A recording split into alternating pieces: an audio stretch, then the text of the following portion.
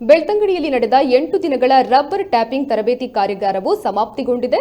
Rubber ಮಂಡಳಿ ಪ್ರಾದೇಶಿಕ ಕಚೇರಿ ಮಂಗಳೂರು, ಬಿಎಂಎಸ್ ಸಂಯೋಜಿತ ಅವಿಭಜಿತ ದಕ್ಷಿಣ ಕನ್ನಡ ಮತ್ತು ಉಡುಪಿ ಜಿಲ್ಲಾ ರಬ್ಬರ್ ಟ್ಯಾಪರ್ ಮಜೂದರ್ ಸಂಘ, ಬೆಳ್ತಂಗಡಿ ತಾಲೂಕು ಇದರ ಆಶ್ರಯದಲ್ಲಿ ಈ ಕಾರ್ಯಾಗಾರ ನಡೆದಿದೆ. ಈ ತರಬೇತಿ ಕಾರ್ಯಾಗಾರದ ಸಮಾರೋಪ ಕಾರ್ಯಕ್ರಮವು ಮಾಚಾರು ಶಶಿಧರ್ ಭಟ್ ಅವರ ವಠಾರದಲ್ಲಿ ಜರುಗಿತು. ಈ ವೇಳೆ ತರಬೇತಿ ನೀಡಿದ ರಬ್ಬರ್ ಮಂಡಳಿಯ ನಿವೃತ್ತ ಅಧಿಕಾರಿ ರಾಘವನ್ ಅವರಿಗೆ ಶಿಬಿರಾರ್ಥಿಗಳಿಂದ ಸನ್ಮಾನ ನೆರವೇರಿತು. ಈ ಸಂದರ್ಭದಲ್ಲಿ ರಬ್ಬರ್ ಟ್ಯಾಪರ್ ಮಜೂದರ್ ಸಂಘದ ಜಿಲ್ಲಾಧ್ಯಕ್ಷರಾದ ಸುರೇಶ್ ದಯಾನಂದ್ ವೇದಿಕೆಯಲ್ಲಿ ಉಪಸ್ಥಿತರಿದ್ದರು.